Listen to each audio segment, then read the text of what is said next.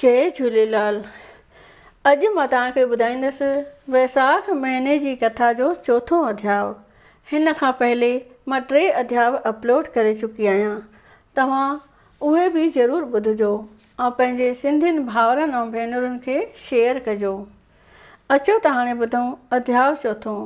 सभई प्रेम सां चओ ओम नमो भगवते वासुदेवाय। माधव भगवान जी पूजा। महर्षि नारद चवण लॻो त हे अमरीक राजा, वैसाख जे महीने में हिननि 8 ॻाल्हियुनि जी परहेज करणु घुरिजे। तेल न मखिजे, ॾींहं जो निंड न कजे, सिज उभरण खां पोइ सनानु न कजे यानी सिज खां पहले कजे, पारुथी रोटी न खाइजे, कुट जे बर्तन में भोजन न खाइजे, खट ते न सुम्हिजे, सूतक या पातक जी रोटी न खाइजे, भोग विलास यानी समागम न कजे, धरतीअ ते पालथी मारे पातल में रोटी खाइण करे वैष्णुअ जा सभई पाप नास थी वञनि था। साधुनि महात्माउनि ऐं ब्राह्मण जा चरण कमल धोई उन्हनि जो चरणामृत पाण पीअण करे ऐं पंहिंजनि कुटुंबनि खे पीआरण करे बि सभई पाप हिक खिन में भस्म थी वञनि था। छो त संतनि जे चरणनि जी खाक किरोड़नि जन्मनि जे पापनि कटण वारी आहे ऐं उन्हनि जे चरणनि जो जल अंततः करण शुद्ध करे मुक्ति ॾियण वारो आहे। उहो जल गंगा जे समान पवित्र करण वारो आहे। हे राजा अम्बरीक, अहिड़े जल्दी मुक्तिअ जे ॾियण वारे महीने में जेको जीव दान पुण्य सनानु नथो करे उहो महानीच जूणियूं पाए तमामु घणा कष्ट भोगे थो। जेके मनुष्य सिज उभरण खां अॻे कंहिं नंदीअ तलाव या बावलीअ में सनानु कनि था तंहिंजे 3 जन्मनि जा पाप नास थियनि था। जेके मनुष्य गंगा जमुना सरस्वती गोदावरी आदि तीर्थ स्थाननि जे पवित्र नंदियुनि में सनानु कनि था उन्हनि जा किरोड़नि जन्मनि जा पाप कटिजी वञनि था। गंगा जमुना गोदावरी सरस्वती कावेरी गया नर्मदा ऐं त्रिवेणी इहे 7 नंदियूं गंगा जी जे समान पवित्र कंदड़ आहिनि। वैसाख जे महीने में जेको मनुष्य इन्हनि मां कंहिं बि हिकिड़ीअ नदीअ में सनानु करे थो उहो कॾहिं बि नरक में नथो वञे। छो त हिन महीने में सभई देव देवताऊं ऐं तीर्थ जल में अची निवास कनि था। तंहिं करे सनानु करण करे अश्वमेध यज्ञ करण जो फल मिले थो। हिन महीने में कयल दान ॿिज वांगुरु वधंदो थो रहे। तंहिं करे फल फूल मेवा पखा विञणा लूणु गुड़ घीउ खंडु अहिड़ियूं ॿियूं बि वस्तु दान कबियूं त अखट फल मिलंदो जेको कॾहिं बि खुटण जो न आहे। हथनि जी शोभा दान करण सां थिए थी, न सोननि कंगणनि पाइण सां। तीअं वैसाख जो महीनो बि दान करण खां सवाइ शोभा नथो पाए। जीअं कहिड़ी बि सुंदर शोभनीक स्त्री छो न खणी हुजे, कहिड़ा बि 16 ई सिंगार खणी करे पतीअ खां सवाइ उन जा 16 ई सिंगार अजाया आहिनि, पंहिंजे पतीअ खां सवाइ कॾहिं बि शोभा न पाईंदी। तीअं वैसाख महीने में दान पुण्य ऐं सनानु करण खां सवाइ ॿियूं सभई क्रियाऊं अजायूं आहिनि। हिन महीने में थोरे दान करण करे वॾो फल प्राप्त थिए थो। हे राजन, सुबुह जो प्रातः काल जे वक़्तु उथी जुगदीअ सां सनानु पाणी करे मधुसूदन भॻवान खे 2 हथ जोड़े हिन तरह वेनती करे त दोहिरो, हे प्रभु परमात्मा मधुसूदन भगवान, तुंहिंजे प्रसन्नता मत करियां दान स्नान, विघ्न हरियो मंगल करियो कटियो सभई संताप, हे मां संकट सब मिटन जन्म जन्म जा पाप। हे माधव भगवान, मां वैसाख जे महीने जे मेघ संक्रांति में जो दान पुण्य सनानु करियां थो कृपा करे उहो सफल करियो। एतिरो चई प्रणाम करे सूर्य देवता खे अर्घ ॾे। अर्घ ॾियण खां पोइ धर्मराज खे 2 हथ ॿधी वेनती करे त हे धर्मराज, सभिनी जीवन खे पापनि जे ॾंड ॾियण वारा मां तोखे अर्घ ॾियां थो, तूं प्रसन्न थी।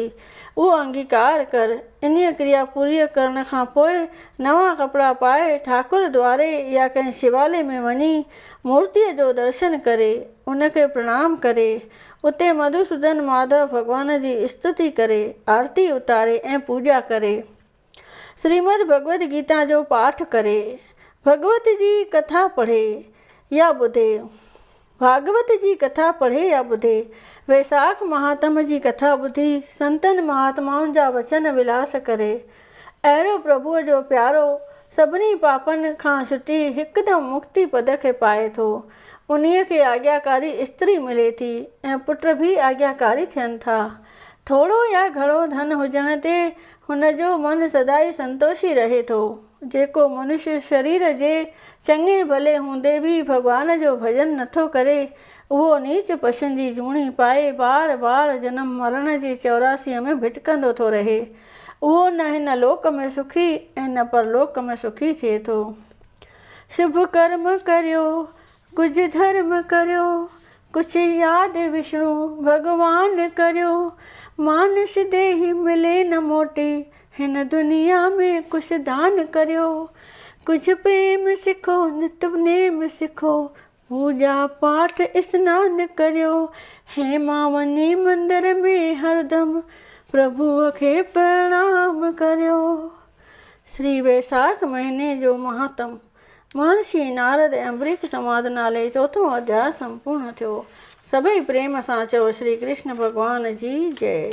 श्री लक्ष्मी नारायण भगवान जी जय। जय जगदीश हरे स्वामी जय जगदीश हरे भक्त जनों के संकट दास जनों के संकट क्षण में दूर करे ओम जय जगदीश हरे। जो ध्यावे फल पावे दुख बिन से मन का स्वामी दुख बिन से मन का सुख संपत्ति घर आवे सुख संपत्ति घर आवे कष्ट मिटे तन का ओम जय जगदीश हरे। माता पिता तुम मेरे शरण गऊँ मैं किसकी स्वामी शरण गऊँ मैं किसकी तुम बिन और न दूजा प्रभु बिन और न दूजा आस करूँ मैं जिसकी ओम जय जगदीश हरे। तुम पूर्ण परमात्मा तुम अंतर्यामी स्वामी तुम अंतर्यामी पार ब्रह्म परमेश्वर तुम सबके स्वामी ओम जय जगदीश हरे। तुम करुणा के सागर तुम पालन करता स्वामी तुम पालन करता मैं मूर्ख कलकामी मैं सेवक तुम स्वामी कृपा करो भरता ओम जय जगदीश हरे। तुम हो एक अगोचर सबके प्राणपति स्वामी सबके प्राणपति किस विध मिलो दया में किस विध मिलो दया में तुमको मैं कुमति ओम जय जगदीश हरे। दीन बंधु दुख हरता तुम ठाकुर मेरे स्वामी तुम रक्षक मेरे अपने हाथ उठाओ अपने शरण बिठाओ द्वार पड़ा तेरे ओम जय जगदीश हरे। विषय विकार मिटाओ पाप हरो देवा स्वामी पाप हरो देवा श्रद्धा भक्ति बढ़ाओ प्रेमा भक्ति बढ़ाओ संतन की सेवा ओम जय जगदीश हरे। तन मन धन और संपत्ति सब कुछ है तेरा स्वामी सब कुछ है तेरा तेरा तुझको अर्पण क्या लागे मेरा ओम जय जगदीश हरे। जगदीश्वर जी की आरती जो कोई नर गावे स्वामी आरती जो गावे कहत शिवानंद स्वामी कहत शिवानंद स्वामी मन वांछित फल पावे घर लक्ष्मी सब दुख मिट जाए। ओम जय जगदीश हरे, ओम जय जगदीश हरे, स्वामी जय जगदीश हरे। भक्त जनों के संकट, दास जनों के संकट क्षण में दूर करे। ओम जय जगदीश हरे। बोलिए विष्णु भगवान की जय।